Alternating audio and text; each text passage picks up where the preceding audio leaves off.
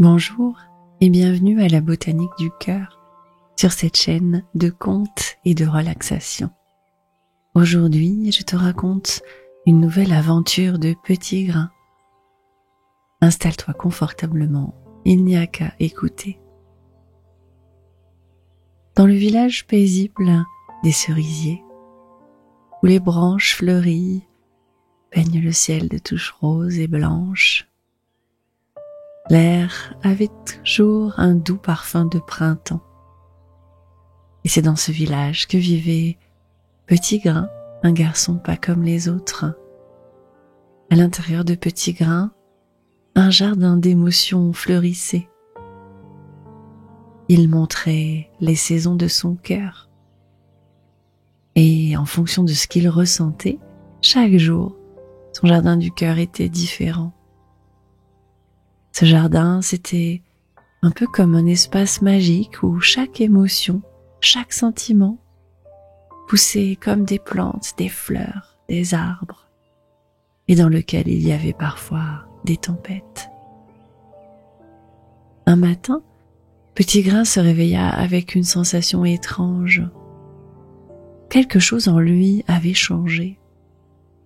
Il se leva, se dirigea vers la fenêtre et observa le village des cerisiers se réveiller. Pourtant, malgré la beauté du jour qu'il pouvait observer, il sentait une lourdeur inhabituelle qui pesait sur son cœur. Intrigué, Petit Grain ferma les yeux et se concentra pour rejoindre son jardin du cœur, comme lui avait appris à faire sa jardinière. Ce qu'il vit le surprit profondément. Au milieu de son jardin, là où d'habitude fleurissaient la joie et la sérénité, se dressait maintenant un volcan menaçant. Il était grand, imposant, et sur ses flancs fumants, on aurait dit qu'il était prêt à libérer une colère ardente à tout moment. La terre autour était craquelée et toutes les fleurs aux alentours pendaient tristement la tête vers le bas. Petit Grain ne comprenait pas. « Que se passe-t-il » murmura Petit Grain, le cœur serré par cette vision. C'est alors qu'il entendit la voix douce et familière de sa jardinière du cœur. « Petit Grain, dit-elle doucement, ce volcan est la colère que tu portes en toi. Comme toutes les émotions, elle a sa place dans ton jardin, mais il te faut apprendre à la comprendre et à l'apaiser avant qu'elle n'éclate et qu'elle ne cause du tort. » Petit Grain n'en revenait pas. Il écouta attentivement et il réalisa qu'il avait effectivement ressenti de la colère ces derniers jours et qu'il n'avait pas voulu l'écouter. De petites frustrations quotidiennes et puis un malentendu avec son ami et pas mal de moments où il s'était senti incompris à l'école. Et jusqu'à présent, il avait tenté de les ignorer. Mais ses émotions avaient pris la forme d'un volcan. « Comment puis-je apaiser ma colère ?» demanda Petit Grain, désireux de retrouver rapidement un peu d'harmonie dans son jardin du cœur. Alors la jardinière lui expliqua comment faire. « Approche-toi du volcan, parle-lui et écoute ce qu'il a à te dire. La colère, comme toutes les émotions, porte un message. Elle te montre où se trouvent tes limites, ce qui est important pour toi. Et en l'écoutant, tu pourras comprendre sa cause et trouver des façons concrètes d'y faire quelque chose. » Alors Petit Grain s'approcha du volcan avec prudence, pas totalement convaincu.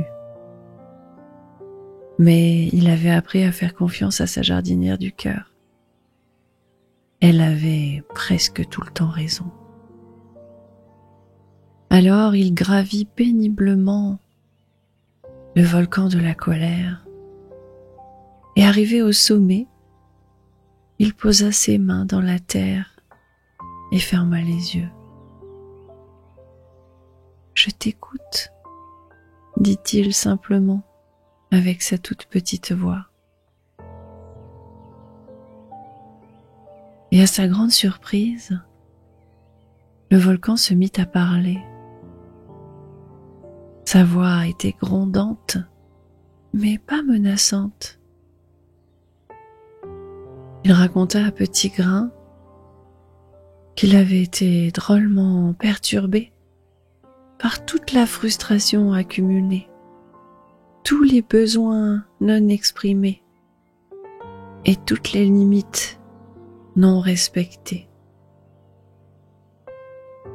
Petit Grain sentait qu'en écoutant le volcan, peu à peu, la tension en lui semblait diminuer.